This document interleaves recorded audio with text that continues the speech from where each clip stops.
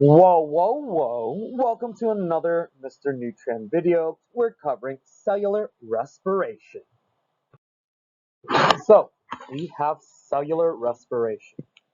Cellular respiration is a redox reaction. Yes, redox.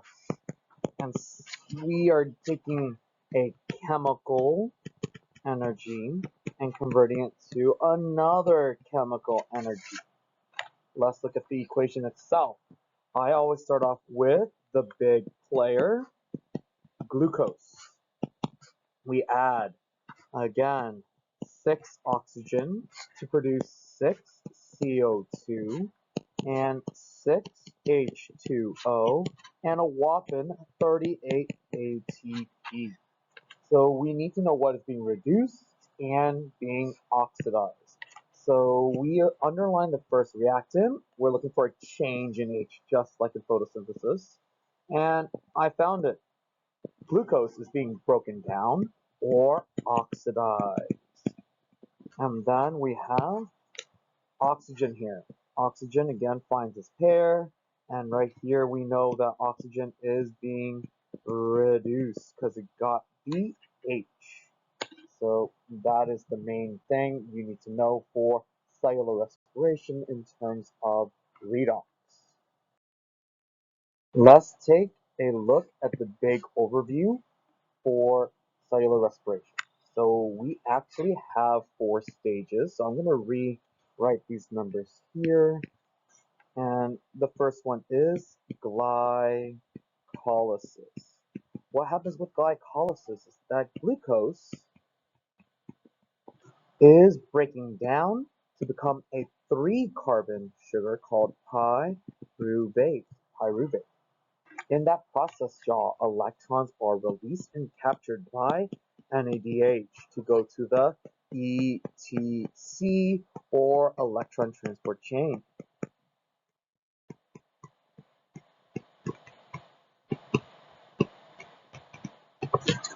From there, we also have another thing being released, which is 2 ATP. Very important. Now, pyruvate enters the matrix. So again, the mitochondria, and it is in the matrix where this step occurs. This step is called pyruvate oxidation. So this step releases 2 NADH and 2 CO2. So again, it changes into something called acetyl-CoA.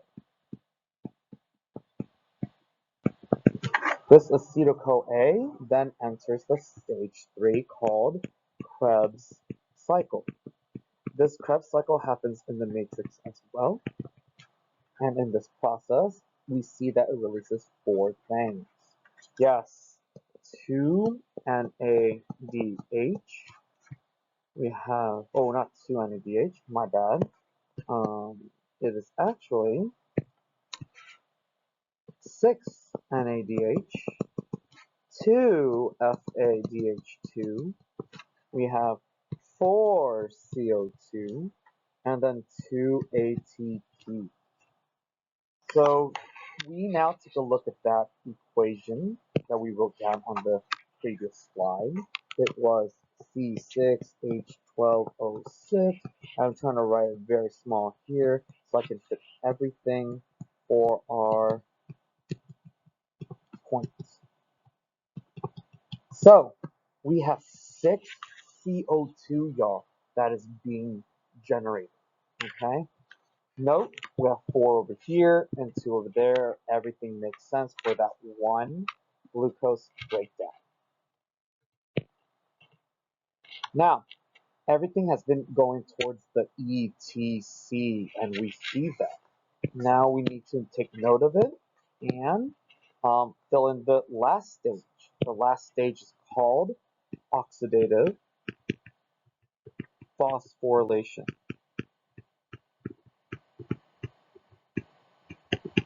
Oxidative phosphorylation has two steps, and let's label that out. The first step is called the electron transport chain. Here, electrons are moving, okay, and builds a proton gradient. There, oxygen accepts that electron to become water. So we have our other reactant successfully transformed. In this process, y'all, that proton gradient again allows the second step, and this is number 2, called chemiosmosis. Chemiosmosis has H plus ions moving through something called ATP synthase to create a whopping 34 ATP. We have 2 ATP generated here, 2 ATP generated here, and then 34 to give us a total of 38 ATP. Well, there is a big term we need to know. That 2 ATP, y'all, is being generated is called substrate level phosphorylation. This substrate level phosphorylation means an enzyme is adding a phosphate directly to a bound ADP by that enzyme and then making ATP in that process. You can consider that process pretty slow. And so again, we are going to draw that there. It attaches to a substrate with the phosphate. And then right here is ADP bound. So it takes this phosphate and places it on ADP. So the enzyme is mechanically doing that. So that is substrate level phosphorylation. An enzyme is adding a phosphate directly on an attached ADP, and it releases ATP. So that's the overview. Let's dive into some details. So we have the next step. This is called glycolysis. For each stage, we need to know the location. So this is in the cytoplasm or cytosol.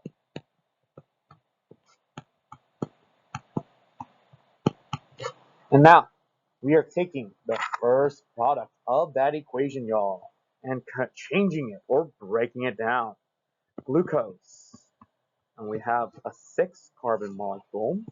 And this first part of glycolysis is the energy investment phase. It takes ATP to make ATP. Whoa, whoa, whoa. So 2 ATP is broken down to 2 ADP. And then we have the second part of glycolysis, which is the energy payoff.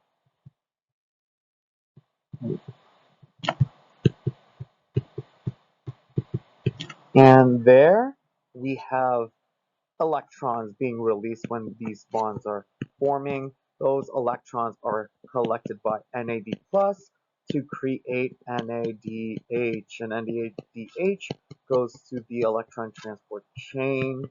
Same thing down here. It is just being mirrored.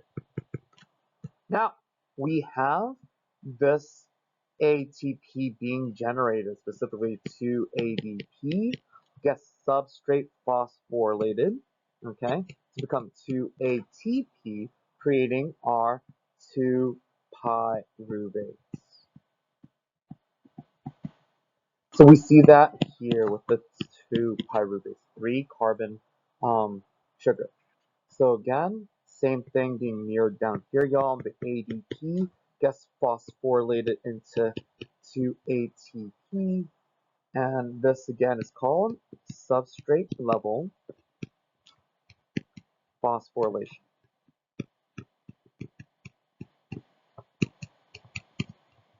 So again, always need to know the starting and always needing to know the product. So starting, we start off with glucose. Glucose is being oxidized here. So the products would be, and always listed in terms of one glucose molecule, 2 pyruvates, 2 net ATP is produced through substrate level phosphorylation, and finally 2 NADH are carried off to the electron transport chain. That is glycolysis. Let's see what happens to pyruvate. So we have pyruvate, specifically 2 pyruvates, okay? And that's just a 3-carbon sugar. And in this step called pyruvate oxidation, the pyruvate has now moved into the mitochondria. And this is taking place at the matrix. So pyruvate is being oxidized even more, and it creates 2-acetyl-CoA. So the acetyl-CoA is just a 2-carbon molecule as seen there. And what is happening? Well, when we break off that carbon to become 2 carbon dioxides, 2 NAD+ is capturing the 2 NADH. 2 CoAs are being added to this as well and attached here. So that is pyruvate oxidation. The glucose molecule has transformed to pyruvate and now has transformed into the acetyl-CoA before finally transforming into our desired CO2. So starting, always listed in terms of 1 glucose, so that's 2 pyruvates, transforms into our different products. Always write out the glucose transformation first, which is the acetyl-CoA. So 2 acetyl-CoA. We have 2 CO2s, 2 NADH, and anytime you see those electron carriers, yes, they are going to the ETC. So we are going to continue with the acetyl-CoA. So this is called the Krebs cycle. This happens in the matrix, and it also has a different name. It's also referred to as the citric acid cycle.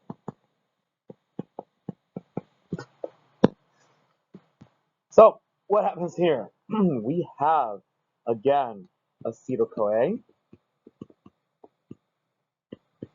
entering the cycle, and then very specific products are released. Finally, acetyl-CoA is converted into its oxidized, or it has completely oxidized into CO2, and so there's 2 of them released. It also undergoes substrate level phosphorylation to create ATP. And so I'm going to write that over here, substrate level phosphorylation. And then there's a new electron carrier that is, again, carrying off high energy electrons called FAD. And then that FAD, once grabbing those electrons, becomes FADH₂, and that goes to the electron transport chain. 3 NAD+, again, binds 2 electrons to create NADH. So, like I said, we always need to know our starting versus the products. So this is the end for glucose. It starts off with 2 acetyl-CoA, and then ends with the products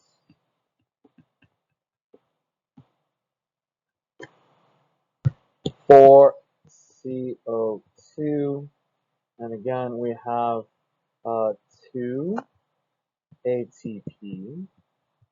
We are having 2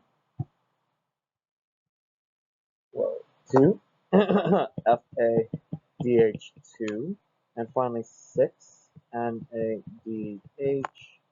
And so that again goes to the ETC to create the ATPs. So this again, y'all, like I said, Krebs cycle is the end for glucose. but now we have been writing ETC for a while, and let's see what and where the ETC is. So we finally reach our fourth step, and it's called oxidative phosphorylation.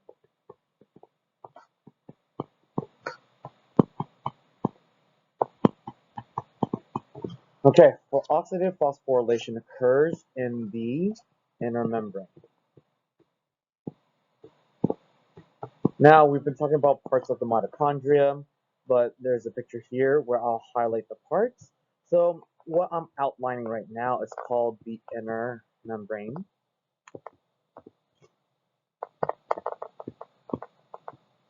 The inside, the deepest part, is called the matrix. That white area there is called the intermembrane space.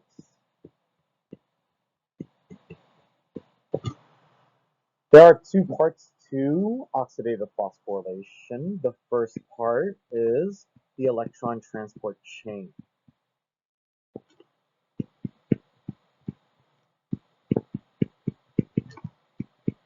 And as we are labeling these parts, I'm also going to be labeling the intermembrane space and the other matrix.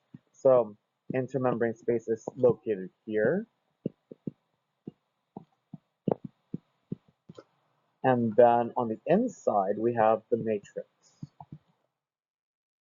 Now, we are again having those electron carriers from the matrix, or from, glycolysis, from pyruvate oxidation, from the Krebs cycles, and then they bring it to this electron transport chain. So this molecule, remember, is NADH. It is placed earlier in the electron transport chain, thus pumping out more protons. And then FADH₂, notice that it drops off its electrons later in the electron transport chain, thus again pumping out less hydrogen ions. So let's make sure we label that this is going from low to high hydrogen ions. Okay, this right here, y'all, requires energy. As the electrons are moving from one protein complex to another, it's energizing those protein pumps to pump out the hydrogen ions. So let's note that there's three movements here, and we have NADH. Again, its electrons, since it's placed earlier here, pumping out 3 hydrogen ions. Okay, this is relatively creating 3 ATP. Now I'm going to use a different color. We're going to go with Superman colors here. We have the FADH electrons being dropped off, placing here, and we see that there's 2 movements, so 2 proton pumps are activated, pumping out 2 hydrogen ions. So FADH₂ is considered to be lower energy because it only pumps out 2 hydrogen ions, which is relatively equivalent to 2 ATP. Well, this process, y'all, these electrons moving, something is pulling these electrons through the electron transport chain, and it's the very electron negative oxygen. So oxygen is pulling these electrons towards it. So again, pulls electrons, and then oxygen is considered to be the final electron acceptor. Okay, so when that happens, y'all, it combines with hydrogen ions to form H2O. So we have water as our final product here, with oxygen being reduced. So that takes care of the oxygen portion and the electron transport chain. But we have a second part. The second part is crucial. With all of these protons being pumped into the intermembrane space, where there's high hydrogen ions, those high hydrogen ions diffuses through ATP synthase, and that diffusion, y'all, is called chemiosmosis. That diffusion from high to low turns this motor on ATP synthase, and it pulls in ADP and inorganic phosphate to create ATP. So when we are summarizing this whole process, y'all, starting again, we need to separate it into ETC and then chemiosmosis. So the ETC starts with oxygen, and then the products would be ETC H2O. And then there we have chemiosmosis. So this here creates 34 ATP. There's no starting there necessarily with chemiosmosis, except you want to say ADP and inorganic phosphate, but I just like to think of it in terms of the products or chemiosmosis. So there we have it, y'all. Oxidative phosphorylation has ETC and chemiosmosis to generate the ATP. Okay, y'all, we're going to summarize everything on the next slide through the pictures. Let's do this overview. So the first thing we need is the equation. We are transforming once again glucose into, oh whoops, mistake there, into CO2. And it utilizes oxygen to do so. And then we create a whopping 38 ATP. Quick now, glucose is oxidized, and then oxygen is reduced. Now, let's start at the very beginning. We have glycolysis. Glycolysis, again, occurs in the cytoplasm.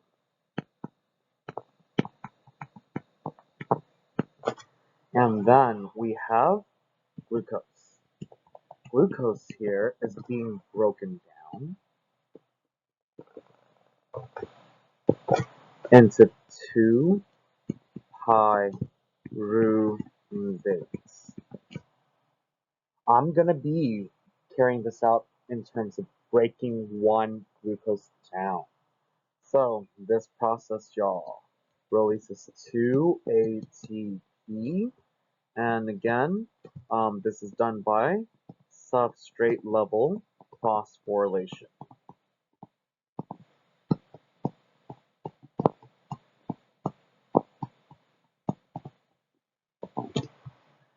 Now that 2 ATP is released, and now we have 2 NADH, and that goes to the ETC in the mitochondria. So that's the first step, glycolysis. Well, the pyruvate can enter the mitochondria and stop there. Well, I'm going to label the parts of the mitochondria real quick because we have entered the mitochondria. The mitochondria, the thing I'm outlining right now, and you can trace the entire thing, I'm not gonna, is called the inner membrane.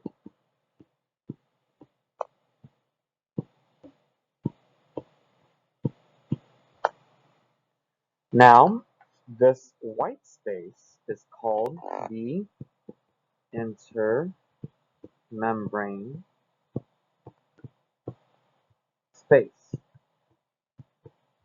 Inside it is called the matrix. Okay? We have all those three things. And so, we again have the pyruvate moving into the matrix, where the second step occurs, and it's called pyruvate oxidation, or pyruvate is breaking down. So pyruvate, let's write it out, 2 pyruvates, okay, is, again, I'm going to draw it down here, breaking down into 2 acetyl CoAs, okay? In that process, we are releasing 2 CO2, and we're also releasing 2 NADH, and that goes to the ETC. So a lot of ETCs going on here, okay? With the acetyl-CoA, the acetyl-CoA goes through a cycle, and it happens in the matrix. So I'm going to draw it right here, and then boom, a circle. This is a cycle. It's called the Krebs cycle. The Krebs cycle releases very specific products. And again, for one glucose, the Krebs cycle runs twice. So again, I'm just going to be labeling in terms of after 2 acetyl-CoAs goes through it, what is released. And this again happens in the matrix, just making sure that this arrow stopping here is important. It's in the matrix. So first thing released, 4 CO2s. Glucose has now been finally completely oxidized. Then we have 2 ATP. The 2 ATPs are produced by the substrate level phosphorylation. So substrate level, and I'm going to stop there. Now it also releases a new electron carrier. It's FADH₂. So how many of it? 2. The FADH₂ goes to the ETC. Then finally it releases 6 NADH, and then that 6 NADH goes to the ETC. And we have that final step of Krebs. We know that again, the final part is to follow what happens with the ETC. The final part is happening on the inner membrane, and I'm going to write it up here. It is called oxidative phosphorylation. Phosphorylation. So again, this process happens in the inner membrane.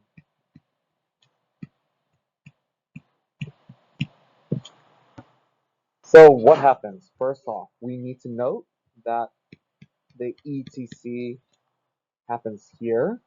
So what happens at the ETC? The electrons are moving, okay? And then when they move, they build a proton gradient, okay? And then this gradient is building up in the intermembrane space. So a lot of hydrogen ions are building up there. And then the electrons are moving because it's being pulled by oxygen. Oxygen accepts those electrons. So electron is accepting or being accepted by oxygen and forms water. Well, the rest is pretty simple as well. The second part is chemiosmosis. So H plus diffuses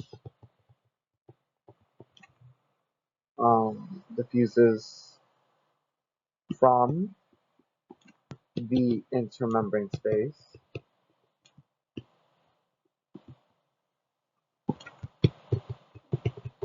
to the matrix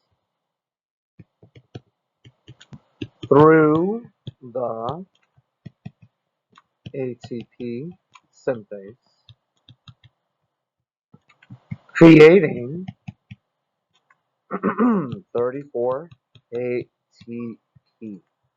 And with that said, y'all, this is the end of cellular respiration. Everything is accounted for. We saw the oxidation of glucose. We saw the reduction of oxygen, and we saw the generation of the 38 ATP. 2 from glycolysis, 2 from Krebs, and finally 34 from oxidative phosphorylation, specifically chemiosmosis. Okay, there we have it, y'all. Have a good one.